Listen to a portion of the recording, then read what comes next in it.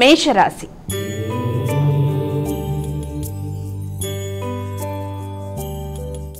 అమ్మ, మొదటి రాశి అయినటువంటి మేషరాశి వారికి ఈరోజు ఎలా ఉంది? మేషరాశిలోకి వచ్చే నక్షత్రాలు తీసుకున్నట్లయితే అశ్వని, భరణి, కృత్తిక ఒకటో పాదం. మేషరాశి వారికి దూర ప్రయాణాలకి అవకాశం అనేది అధికంగా కనబడుతోంది. ముఖ్యంగా దూర విద్య కొరకు కూడా ప్రయత్నాలు చేస్తారు. తల్లిదండ్రుల సౌకర్యం కొరకు కూడా ఎక్కువ కృషి చేస్తారు. మీ ఆలోచనలు వారి యొక్క సౌకర్యాల నిమిత్తం, అలాగే వారి యొక్క ఆధ్యాత్మిక ప్రయాణాల కొరకు కూడా సౌకర్యాలు కల్పించడానికి కూడా ప్రయత్నాలు చేస్తారు. విద్యార్థులకు విద్యకి సంబంధించిన విషయాలలో ఎక్కువ శ్రద్ధాసక్తులు కనబరిచి విదేశీ విద్య కొరకు ప్రయత్నాలు, ఆర్థిక సంబంధమైన విషయాల కొరకు మీరు కృషి చేయడం మొదలైన వాటికి ఆస్కారం ఉంది. అలాగే ఆధ్యాత్మిక చింతన అనేది పెరిగే అవకాశం కూడా కనబడుతోంది. వృషభ రాశి.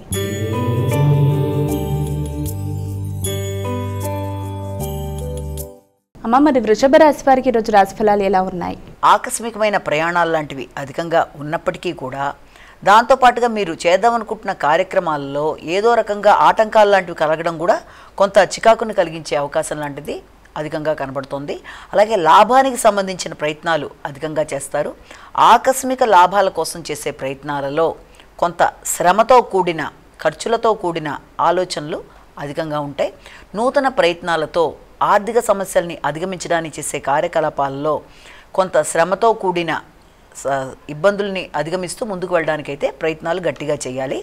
ఆ సందర్భంగా వ్యక్తులతో మాట పట్టింపులు రాకుండా, విభేదాలు లేకుండా కుటుంబ సభ్యులతో కావచ్చు, ఏదైనా దేనికైనా సరే జాగ్రత్తలు చూసుకుంటూ ముందుకు వెళ్ళాలి. మొదలైన వాటితో అనుకున్న ఫలితాలు సాధించడానికి అవకాశం ఉంది. మిథున రాశి.